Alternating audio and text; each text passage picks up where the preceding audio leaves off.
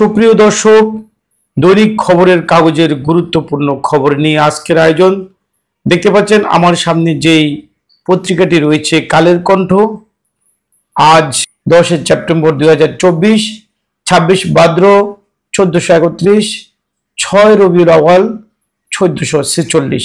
খবরের কাগজের আজকে প্রধান যেই শিরোনামটি সেটি হচ্ছে টাকা পাচারের স্বর্গরাজ্য বাংলাদেশ, পাচার 17,60 কোটি টাকা, রোদে নজরদারি সংস্থার সমন্বয় নেই, টাকা ফেরাতে কঠোর অন্তর্বর্তী সরকার। পাশে আরেকটি নিউজ দেখতে পাচ্ছেন, দুদক চাইলে সম্পদ পুনরুদ্ধারে সহযোগিতা করবে FBI, অর্থ ফেরত আনা অসম্ভব নয়। এবং আবু সাইদকে নিয়ে একটি নিউজ দেখতে পাচ্ছেন, রংপুরের আবু সাইদ হত্যার অভিযুক্ত 2 পুলিশ গ্রেপ্তার। এখানে যে নিউজটি দেখতে পাচ্ছেন, পলক সিন্ডিকেটে দুর্নীতির অভয়ারণ্য, তথ্য ও প্রযুক্তি বিভাগ দিবসের নামে হাতিয়ে নেওয়া হয় 350 কোটি টাকা।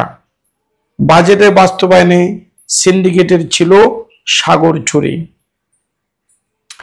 আর পত্রিকার ডান পাশে যে নিউজটি দেখতে পাচ্ছেন, অধ্যাদেশ জারি, বাতিল হলো বঙ্গবন্ধু পরিবারের বিশেষ নিরাপত্তা আইন। শেষের পৃষ্ঠায় যে খবরটি আমরা দেখতে পাচ্ছি, বিদ্যুৎ কেন্দ্র ও শিল্পে তীব্র গ্যাস সংকট, 3.5 মাসেও চালু হয়নি সামিটের LNG টার্মিনাল। একাধিকবার চালুর ঘোষণা দিয়েও টার্মিনালটি সচল করতে পারেনি সামিট।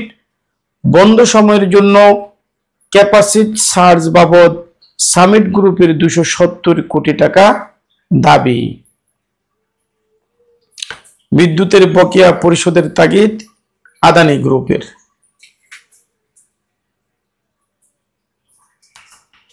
কারখানা বসিয়ে রেখে চড়া দামে সার আমদানি, ইউরিয়া সংকট, 5 কারখানা 2টি চালু, গ্যাসের অভাবে 3টি বন্ধ।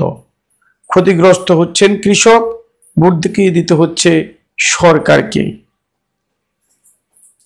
এবং শেষে যে নিউজটি আপনাদেরকে দেখাবো, আবার সীমান্তে BSF এর গুলিতে বাংলাদেশের মৃত্যু, সীমান্তে হত্যা, ঢাকা দিল্লি সম্পর্ক বড় বাধা, পররাষ্ট্র উপদেষ্টা।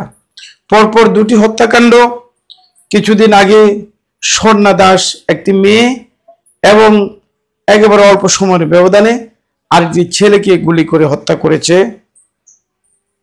ভারত সীমান্তরক্ষী বাহিনী। ধন্যবাদ, সবাই সুস্থ।